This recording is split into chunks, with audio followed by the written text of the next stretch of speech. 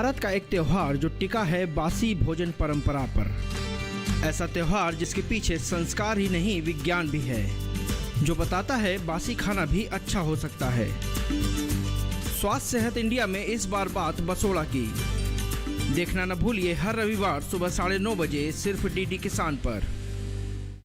हर गांव पर नजर, हर तकनीक पर पकड़, खबर मौसम की हो या हो हाट बाजार, दिखाएंगे देश की प्रमुख हलचल और खेती किसानी से जुड़ी हर बात। देखिए किसान समाचार रोजाना दोपहर 1:30 पर और शाम 7 बजे।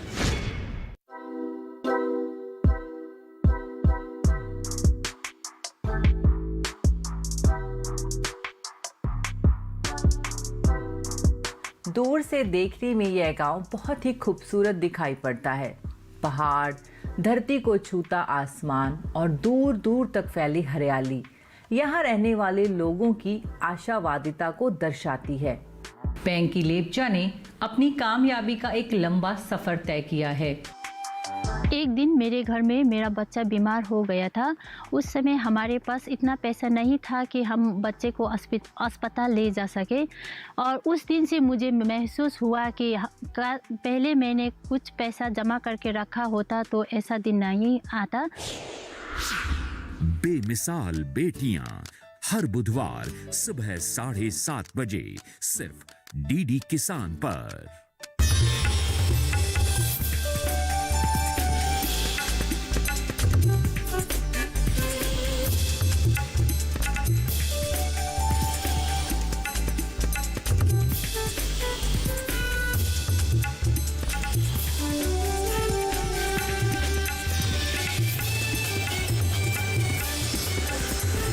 डीडी किसान, बदलते भारत की शान।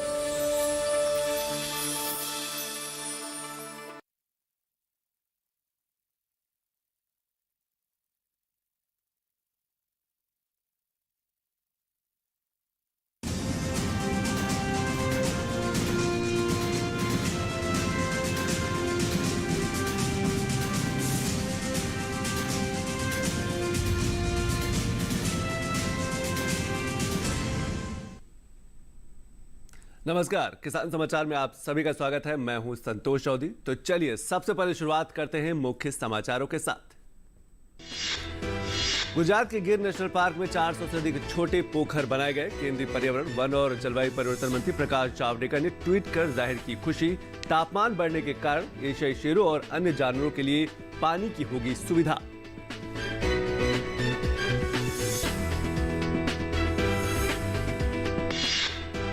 जलीय पारिस्थितिकी तंत्र में हो रहा है सुधार। बाराबंकी के सरयू नदी में 5 साल में 4 गुना बढ़ी डॉल्फिन की संख्या। उत्तर प्रदेश में नमामि गंगे योजना के तहत राष्ट्रीय जलीय जीव डॉल्फिन का सर्वेक्षण और जन जागरूकता का चलाया जा रहा है कार्यक्रम।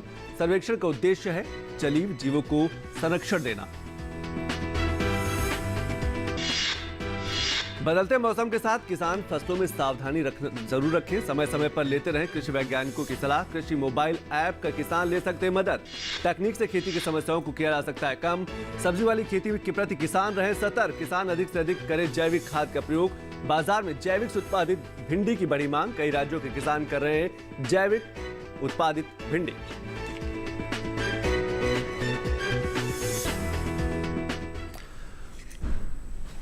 और खबरें विस्तार से। मार्च में जीएसटी राजस्व के रूप में 1,23,902 करोड़ रुपए का संग्रह कर नया कीर्तिमान बना है। वित्त मंत्रालय ने बताया कि ये पिछले वर्ष के इसी महीने में प्राप्त जीएसटी के मुकाबले 27% अधिक है। केंद्र ने यह भी कहा है कि पिछले 6 महीनों में जीएसटी राजस्व की वसूली 1 लाख करोड़ रुपए से अधिक के स्तर पर बनी हुई है।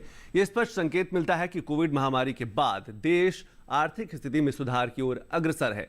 मंत्रालय का यह भी कहना है कि जीएसटी, आयकर और आईटी प्रणाली समेत विभिन्न स्रोतों के गहन डेटा विश्लेषण से जाली बिलों पर नजर रखने और प्रभावी कर प्रशासन से पिछले कुछ महीनों में कर राजस्व में लगातार बढ़ोतरी हो रही है। और अब बात करेंगे निर्यात की। देश का निर्यात कारोबार मार्च में 58.23% उछलकर 34 अरब डॉलर पर पहुंच गया है। इंजीनियरिंग, रत्न, आभूषण तथा औषधि जैसे प्रमुख क्षेत्रों में माह के दौरान अच्छी वृद्धि दर्ज की गई है, जिससे निर्यात काफी बढ़ा है। मार्च 2020 में ये 21.49 अरब डॉलर था। आयात भी 52.89% बढ़कर 48.12 अरब डॉलर रहा। एक साल पहले मार्च 2020 में यह 31.47 अरब डॉलर था। और अब देखते हैं कि किसान कैसे करे भिंडी की खेती, और भिंडी की खेती करते समय किसान कौन कौन सी बातों का रखें ध्यान। ये मौसम भिंडी की बुआई के लिए अनुकूल है। उत्तरी भारत के मैदानी इलाकों में गर्मी की फसल जनवरी के अंतिम सप्ताह से मार्च तक और बरसात की फसल जून से जुलाई तक बोई जाती है। 1 हेक्टेयर में भिंडी की बुआई के लिए 18 से 22 किलो बीज पर्याप्त है। भिंडी की बुआई करने से पहले खेतों को जोतकर तैयार कर ले। खरपतवार को साफ कर ले। बुआई करते समय कतार से कतार की दूरी 30 सेंटीमीटर और पौध से पौध की दूरी 13 से 15 सेंटीमीटर रखें। किसान भिंडी की कई किस्मों की बुआई कर सकते हैं, जैसे पूसा मखमली, पूसा सावनी, लाल भिंडी और IHR 31 आदि। पूसा मखमली किस्म की भिंडी की लंबाई 6 से 8 इंच तक होती है। ये भिंडी लंबी, सीधी, चिकनी और हरे रंग की होती है। पूसा सावनी किस्म की भिंडी की लंबाई 10 से 15 सेंटीमीटर होती है। ये लंबी, पतली, नरम, चिकनी और गहरे हरे रंग की होती है। पूसा सावनी किस्म की 1 हेक्टेयर में 80 से 100 क्विंटल तक पैदावार ली जा सकती है। लाल भिंडी लंबी, सीधी और गुदेदार होती है, जबकि IHR 31 किस्म की भिंडी की लंबाई 24 सेंटीमीटर तक होती है। ये मोटे गुदे वाली और हल्के हरे रंग की होती है। अगर बात सिंचाई की करें तो बुआई के तुरंत बाद फसल में पहली सिंचाई करें और फिर दूसरी और तीसरी सिंचाई 3 से 4 दिन के अंतराल पर करें। फसल की अच्छी पैदावार के लिए खेतों में समय समय पर निराई गुड़ाई करते रहें। और केंद्रीय पर्यावरण, वन और जलवायु परिवर्तन मंत्री प्रकाश जावड़ेकर ने गुजरात में तापमान में बढ़ोतरी को देखते हुए गिर नेशनल पार्क में जानवरों के लिए पानी की पर्याप्त व्यवस्था करने पर खुशी जाहिर की है। अपने ट्वीट में जावड़ेकर ने कहा कि यह जानकर खुशी हुई है कि गुजरात के गिर नेशनल पार्क में 400 से अधिक छोटे पोखर बनाए गए हैं, ताकि यह सुनिश्चित किया जा सके कि राज्य में तापमान बढ़ने के कारण एशियाई शेरों और अन्य जानवरों के लिए पानी की कमी न हो।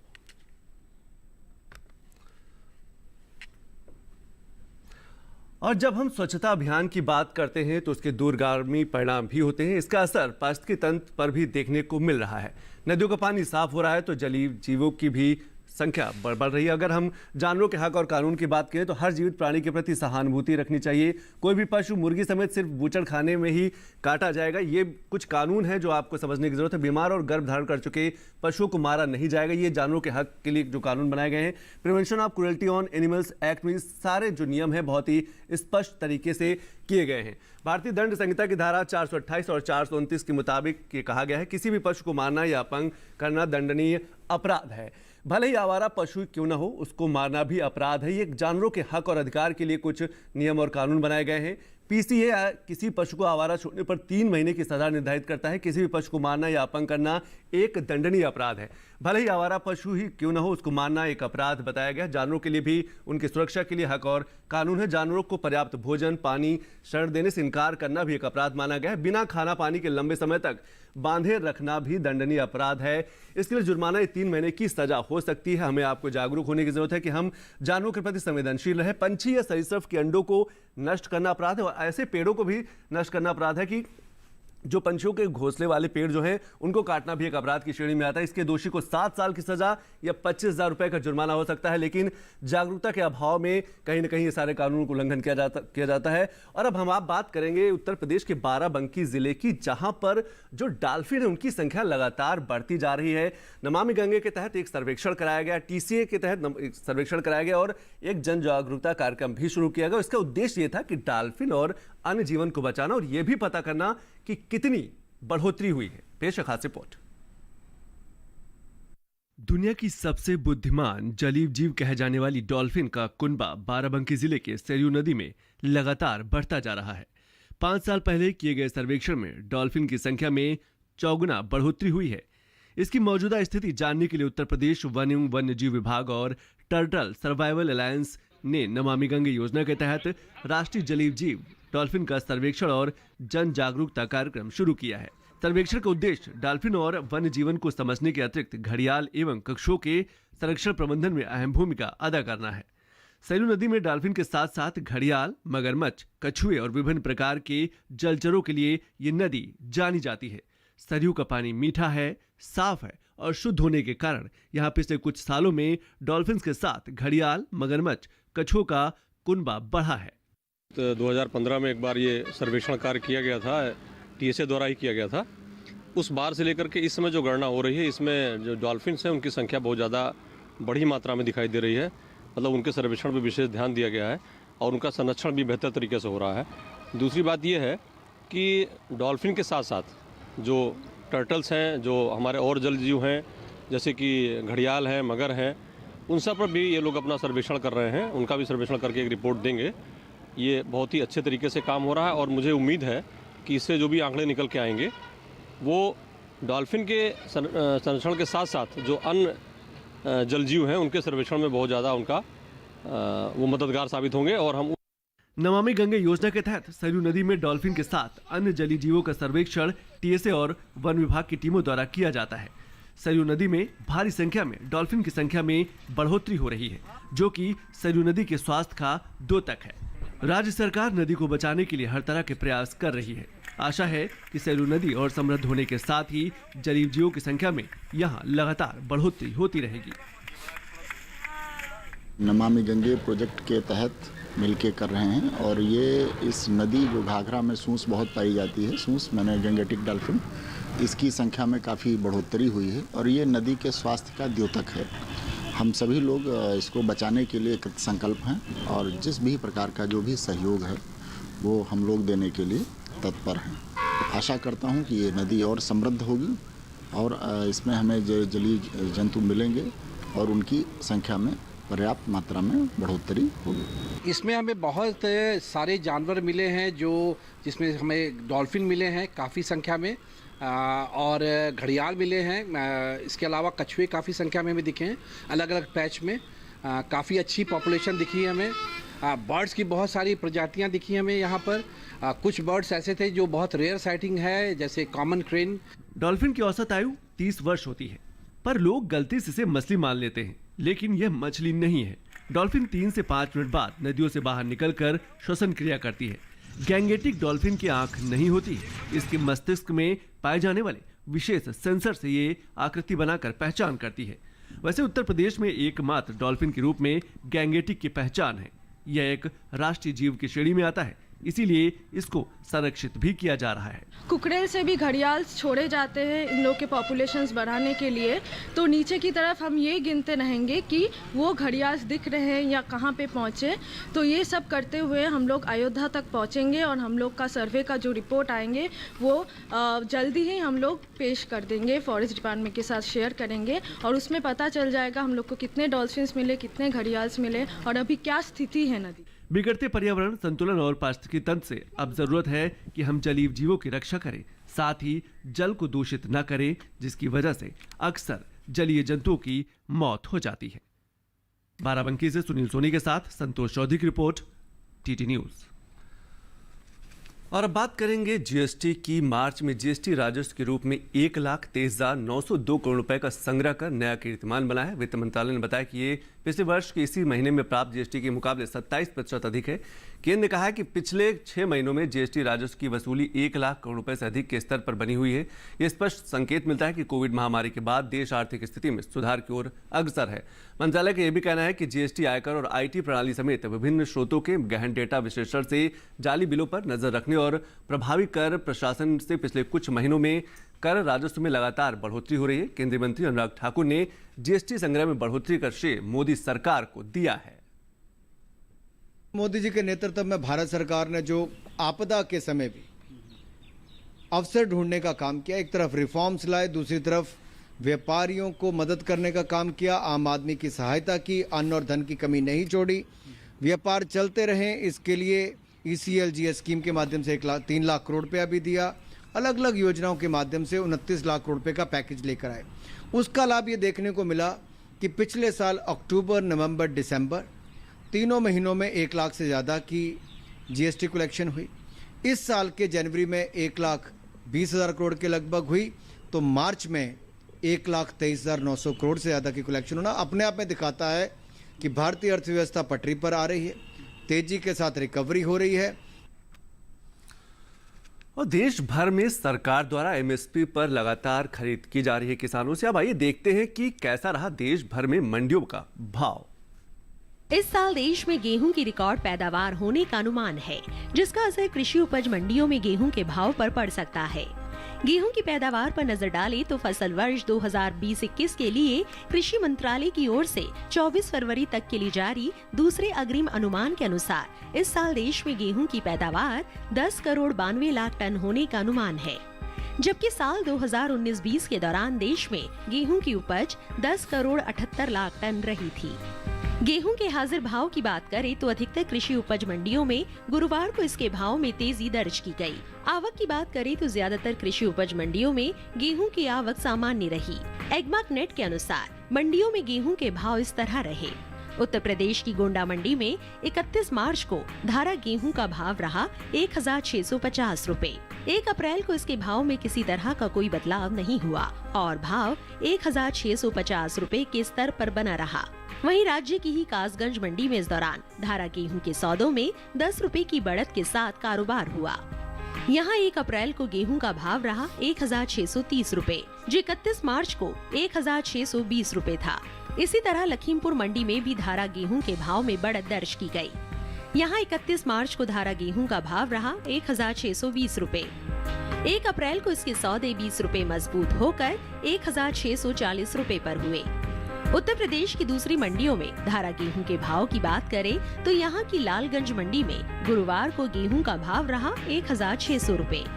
पीलीभीत मंडी में गेहूं 1,715 रुपए पर बिकी, जबकि सीतापुर मंडी में इस दौरान गेहूं के सौदे 5 रुपए चढ़कर 1,595 रुपए पर हुए। गेहूं के निर्यात पर नजर डाले तो इस साल देश से होने वाला गेहूं का निर्यात पिछले साल के मुकाबले कई गुना बढ़ा है। साल 2019-20 में अप्रैल से दिसंबर महीने के दौरान गेहूं का कुल निर्यात 1,70,896 टन का ही हुआ था।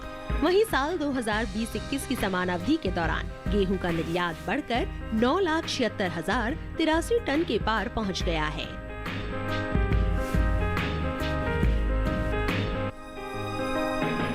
इस साल सरसों की पैदावार बीते साल के मुकाबले कई गुना बढ़ सकती है। अधिक उपज होने की स्थिति में भाव पर असर पड़ सकता है। सरसों की उपज की बात करें तो फसल वर्ष 2020-21 के लिए कृषि मंत्रालय की ओर से जारी दूसरे अग्रिम अनुमान के अनुसार इस साल देश में सरसों की पैदावार 1 करोड़ 4 लाख टन से ज्यादा होने का अनुमान है।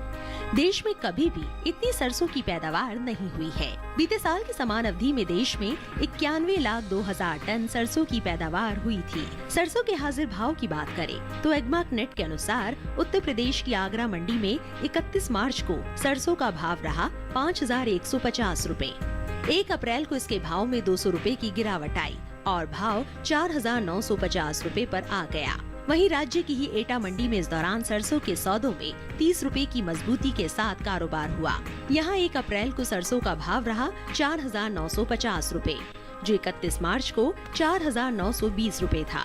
इसी तरह मथुरा मंडी में 31 मार्च को सरसों का भाव था 5,050 रुपए। 1 अप्रैल को इसके सौदे 50 रुपए चढ़कर 5,100 रुपए पर हुए। उत्तर प्रदेश की दूसरी मंडियों में सरसों के भाव की बात करें तो यहाँ की इटावा मंडी में सरसों का भाव रहा 5,050 रुपए।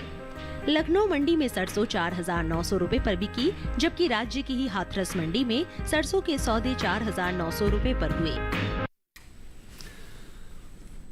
और अब बात करेंगे देश में बढ़ते निर्यात की। अगर हम सिर्फ मार्च महीने की बात करें तो मार्च महीने में निर्यात में 58.23% का उछाल देखा गया है। मार्च महीने में निर्यात में यानी कि 58.23% बढ़कर 34 अरब डॉलर रहा है। ये निर्यात में बढ़ोतरी हो रही है लगातार। भारतीय इतिहास में किसी एक महीने में ये सर्वाधिक बढ़ोतरी है, यानी कि इजाफा है निर्यात के मामले में। एक साल पहले की बात करें तो एक साल पहले मार्च 2020 में यही 31.47 अरब डॉलर था। इसके साथ साथ अगर हम क्षेत्रों की बात करें तो उसमें इंजीनियरिंग है, रत्न आभूषण तथा औषधि जैसे प्रमुख क्षेत्रों में निर्यात जो है वो व्यापक तौर से बढ़ा है। कोविड-19 चुनौतियों को देखते हुए ये काफी अच्छी वृद्धि है। जहां अर्थव्यवस्था काफी धीमी हो गई थी, वहीं अब रफ्तार पकड़ती दिख रही है। देश के निर्यात कारोबार में दिखाई दे रहे सुधार के एक मजबूत संकेत उभर कर सामने आ रहे हैं जैसे जैसे निर्यात बढ़ रहा है। मार्च महीने में निर्यात की यानी काफी बढ़ोतरी हुई थी। और अब बात करेंगे तकनीक यानी कि डिजिटलाइजेशन की। देश में यूपीआई के जरिए डिजिटल लेन देन में पिछले महीने नया कीर्तिमान बना और 5,04,000 करोड़ रुपए का लेन देन किया गया। यूनिफाइड पेमेंट इंटरफेस यानी कि यूपीआई के माध्यम से किए जाने वाले लेन देन में इस दौरान भारी बढ़ोतरी भी देखी गई। इसकी वजह इनिशियल पब्लिक ऑफरिंग आईपीओ के जरिए किया गया निवेश भी शामिल है। यूपीआई के माध्यम से आईपीओ में किया गया निवेश अप्रैल 2016 के मुकाबले इस साल फरवरी के महीने में 4,25,000 करोड़ रुपए बढ़ा है। 2020-21 के पूरे वित्तीय वर्ष के दौरान यूपीआई लेन देन की कुल लागत 34,19,000 करोड़ रुपए हो गई है। और अब बात बदलते मौसम और खेती की। देश भर में बदलते मौसम के तहत किसानों को अपनी फसलों का विशेष ध्यान रखने की जरूरत है। मौसम बदलने के साथ ही किसान अपनी खेती बाड़ी में क्या क्या सावधानियां रख सकते हैं, देखते हैं इस खास रिपोर्ट में।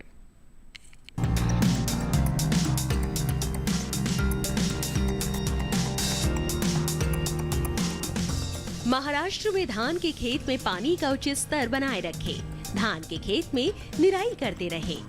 किसान मूंगफली और नारियल के खेत में सिंचाई कर ले, यहाँ गेहूं और मक्के की कटाई करे।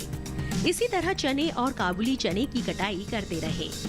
साथ ही गन्ने के खेत में सिंचाई कर सकते हैं। वहीं सूरजमुखी और कुसुम की कटाई कर ले। किसान हल्दी की खुदाई करे।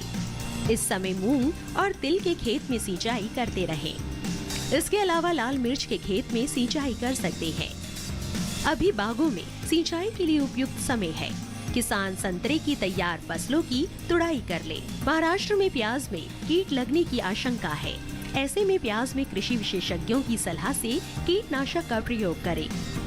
कर्नाटक में गेहूं और ज्वार की कटाई कर ले। साथ ही कुसुम की भी कटाई कर सकते हैं। किसान बैंगन की रुपाई करे। बैंगन के खेत में कीट लगने की संभावना है। ऐसे में बैंगन में कृषि विशेषज्ञों की सलाह से कीटनाशक छिड़कें। इस समय मूंगफली के खेत में सिंचाई करते रहे। यहाँ लाल मिर्च की तुड़ाई कर ले। वहाँ गन्ने के खेत से खरपतवार निकाले। इसी तरह धान के खेत से घास फूस निकाल सकते हैं। इसके अलावा आम के खेत में सिंचाई करें। वहीं अदरक और हल्दी की बुआई कर ले। यही काली मिर्च की तुड़ाई कर सकते हैं। अभी लोबिया और कपास की कटाई के लिए समय उचित है। इसके साथ ही काबुली चने की भी कटाई कर ले।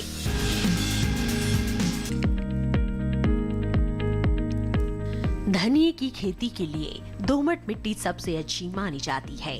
इसे अच्छे जीवांश युक्त भारी भूमि में भी उगाया जा सकता है। खेत में जल निकासी का उचित इंतजाम जरूरी है। बोने से पहले खेत को अच्छी तरह जोत ले और मिट्टी को भुरभुरा बना ले। साथ ही मिट्टी को समतल कर ले। आखिरी जुताई में 100 से 120 क्विंटल प्रति हेक्टेयर की दर से गोबर की खाद मिला दे। बीज की मात्रा बुआई और सिंचाई की दशा पर निर्भर करती है। सिंचित दशा में 12 से 15 किलो बीज प्रति हेक्टेयर डालें, जबकि असिंचित दशा में इतनी ही जमीन के लिए 25 से 30 किलो बीज की जरूरत होगी। बोने से पहले बीज को उपचारित जरूर कर ले। साथ ही बुआई से पहले बीज को 12 घंटे पानी में भिगो कर रखें।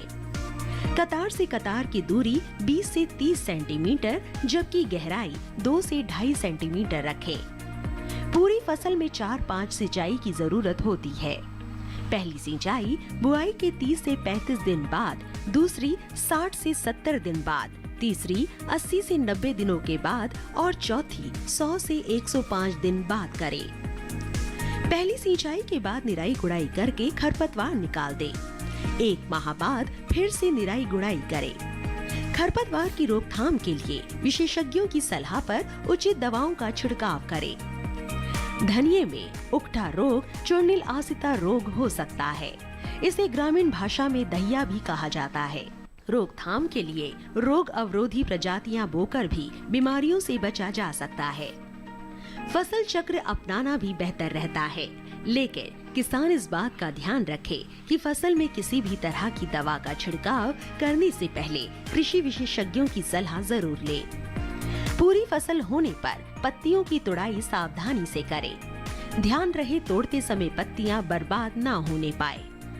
1 हेक्टेयर जमीन से 125 से 140 क्विंटल तक हरी पत्तियां ली जा सकती है।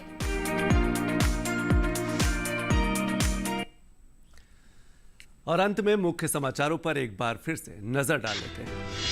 गुजरात के गिर नेशनल पार्क में 400 से अधिक छोटे पोखर बनाए गए। केंद्रीय पर्यावरण, वन और जलवायु परिवर्तन मंत्री प्रकाश जावड़ेकर ने ट्वीट कर जाहिर की खुशी। तापमान बढ़ने के कारण एशियाई शेरों और अन्य जानवरों के लिए पानी की होगी सुविधा।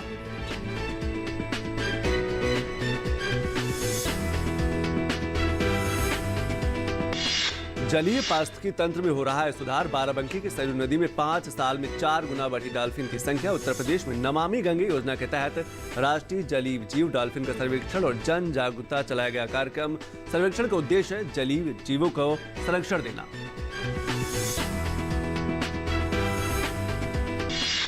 बदलते मौसम के साथ किसान फसलों पर बरते सावधानी। समय समय पर लेते रहे कृषि वैज्ञानिकों से सलाह। कृषि मोबाइल ऐप का किसान ले मदद। तकनीक से खेती की समस्याओं को किया जा सकता है दूर। और सब्जी वाली खेती के प्रति किसान रहे सतर्क। किसान अधिक से अधिक करें जैविक खाद का प्रयोग। बाजार में जैविक से उत्पादित भिंडी की बड़ी मांग। कई राज्यों के किसान कर रहे हैं जैविक भिंडी।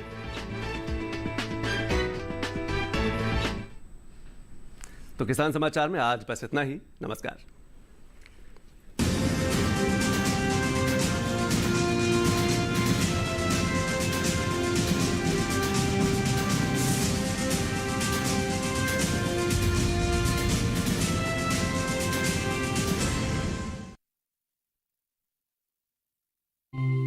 गांव का नाम है बांदकर।